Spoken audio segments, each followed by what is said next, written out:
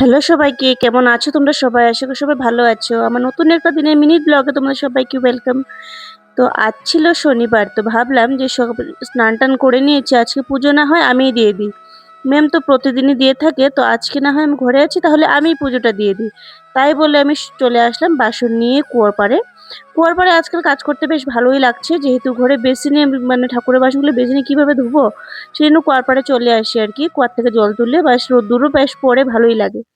তারপর আমার এখানে ঠাকুর দেওয়া হয়, মানে ঠাকুরের বাসন ধোয়া হয়ে গেছে। তারপর ফুল তুলে নিলাম। ফুল তুলে ঠাকুরের কাপড়টাও মেলে দিয়ে দিলাম। চলে আসলাম ঠাকুরের আসনে পুজো দিতে আরকি। তো আজ বেশ কয়েকটা ফুল পেয়েছি। অন্যদিন কিন্তু সেরকম ফুল মানে পাই না আরকি।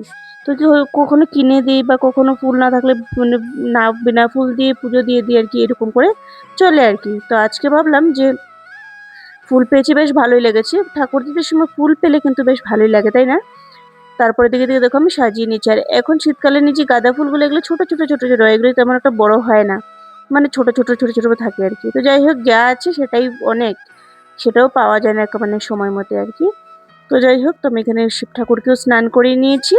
তারপরে সিম্পল ভাবে দিয়েবো, যেহেতু আজকে ঘট তুলছি না, আজকে বৃহস্পতিবার না, যেহেতু আমরা সোমবার বলছি, বৃহস্পতিবার ঘর তুলি, আজকে হয়েছে শনিবার, তো সেই জন্য মানে আজকে ঘর তুলছি না আরকি।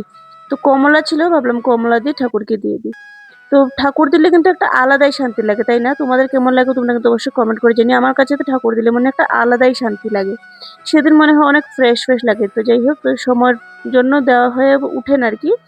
তো ম্যাম ঘরে থাকে, ম্যামই দিয়ে দেয়। এখন তো স্কুলও বন্ধ, সেইজন্য এখন ওই দিয়ে দেয়। মাঝে মধ্যে এখন মাও দিয়ে দেন, মাও এখনো কিছু ফাঁকা থাকেন। তো তখন মাও দিয়ে দেন আরকি।